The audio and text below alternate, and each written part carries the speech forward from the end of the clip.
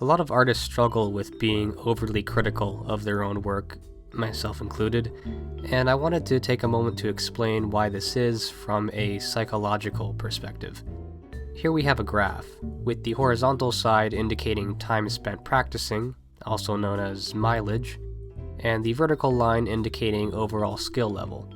Then we also have two different colors of line, blue to represent your artistic eye, in other words, your ability to critique something, and orange to represent your performance, so how objectively good your work ends up looking.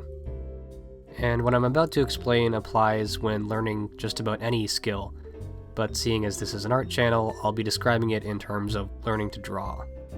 Most beginner artists will assume the learning curve looks like this, with their performance and artistic eye both developing at a consistent rate. In reality, the learning curve actually looks something like this, with a lot of peaks and valleys. To better explain what we're looking at here, I've broken this learning curve down into 4 different phases.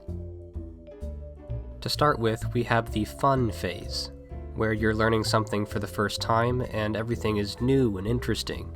And since you're too busy trying to learn the basics, you're not too concerned with creating things that look good. Hence why your eye is actually at a lower level to start. Think of a toddler scribbling with crayons.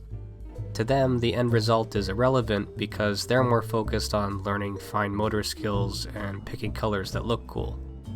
And because everything is new and you haven't placed any expectations on yourself yet, you're more willing to make mistakes and will likely improve pretty rapidly. However, this is also the phase where you're not even aware of just how unskilled you are or how much knowledge you lack because, as said, your critical eye is undeveloped. As a completely random example, people who pause an animated sequence on an individual frame and laugh at how bad the animation looks are essentially people who have not yet exited this phase of their development. They have a little bit of knowledge, but not enough to be able to say or do anything substantial. And that's okay, we all start somewhere. Then as your skill increases, things get more complicated. Your eye will start to outpace your performance. This is the phase that I like to call painful. Your eye is now developed enough to recognize that your art is not all that great. Yet simultaneously, your eye isn't developed enough to determine how or why your favorite artists are capable of doing what they do. So you get discouraged, because what's the point when you'll never be able to reach the skill level you so desperately desire? It feels like an impossible task. This is also the phase where you might have fun little moments like these, where your eye is at an all-time high right as your performance suddenly nosedives. This is the point where a lot of people will quit, or at the very least experience severe art block, where seemingly nothing they make is good enough to meet their own expectations. If you manage to make it out of the painful phase, you'll enter the annoying phase of learning. Your progress starts to slow down, and your eye still outpaces your performance, just not as much as it used to. Things feel pretty boring overall, but the upside is you may experience moments like these, where your performance actually outpaces your artistic eye. This represents those times where you draw something, then come back to it a few hours or days later, and have no idea how you actually managed to do it, to the point where you doubt you'd actually be able to do it again. Eventually you'll hit a plateau, where your progress slows down even further to the point that any improvements are too small to be noticeable.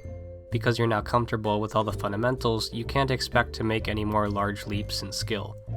But this actually doesn't matter all that much because your performance is finally caught up with your eye, meaning you actually start to like most of the things you make on a consistent basis.